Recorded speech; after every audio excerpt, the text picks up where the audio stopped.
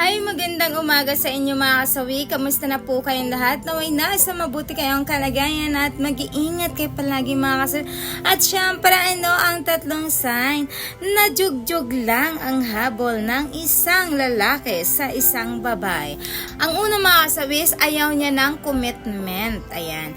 Alam niyo ba mga kalalakihan, kapag katawan lang ang habol nila sa isang babae, kahit pa ang babae sa kanila ay patay na patay, tapos gustong gusto sila, yung para bang mahal na sila ng isang babae, pero kapag ayaw nila sa isang babae, hindi ito nakikipagkarelasyon. Ayaw nila. Ang gusto lang nila sa isang babae ay kanilang laman lang. Kumbaga in short, pumupunta lang ito sa isang babae kapag kailangan niya ng jugjug. Pero after all, wala nang gagawin, ay ito ay aalisan na lang ang isang babae.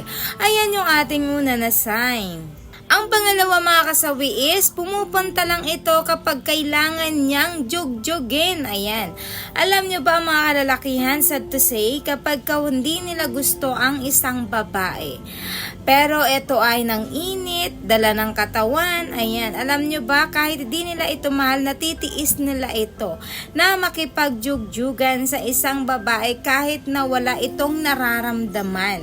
Ayan ang pinagkaiba nila sa isang babae. Kapag ang babae walang nararamdaman, ay hindi naman talaga ito nakikipagjugjugan. Pero may mga ilan-ilan na babae na kahit hindi nila mahal ang isang lalaki, ay nakikipagjugjugan din ito dahil sa tawag lang din ng kanilang katawan, mga kasawi. Ayan yung ating pangalawa na sign. Ang pangatlo mga kasawi, hindi ito pinapakilala sa kanyang pamilya.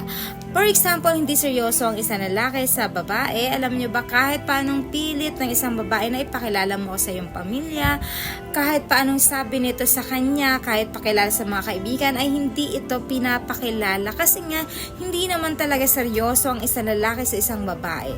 Bagkos, ang ginagawa lang niya ay ginagamit lang niya ito kapag may kailangan na talaga siya. Pero kapag wala naman, ay iniiwan niya lang ito na parang basahan. Yung ending ay kawawalan talaga yung babae kapag nakatagpo ng ganitong lalaki. Ayan yung ating pangatlo na sign. At syempre, hindi mawawala yung aking advice sa topic nito. Lagi niyong tatandaan sa mga kalalakihan na kung kayo man ay makikipaglokohan sa mga kababaihan, sana naman wag niyong gagawin. Ang araw ay gagawin din yan sa inyo. At higit sa lahat, baka makatagpo ka ng isang babae na mamahalin mo, tapos ikaw din ay lulukuhin din ito kasi balik lang din sa'yo yung ginawa mo sa dati mong isang babae.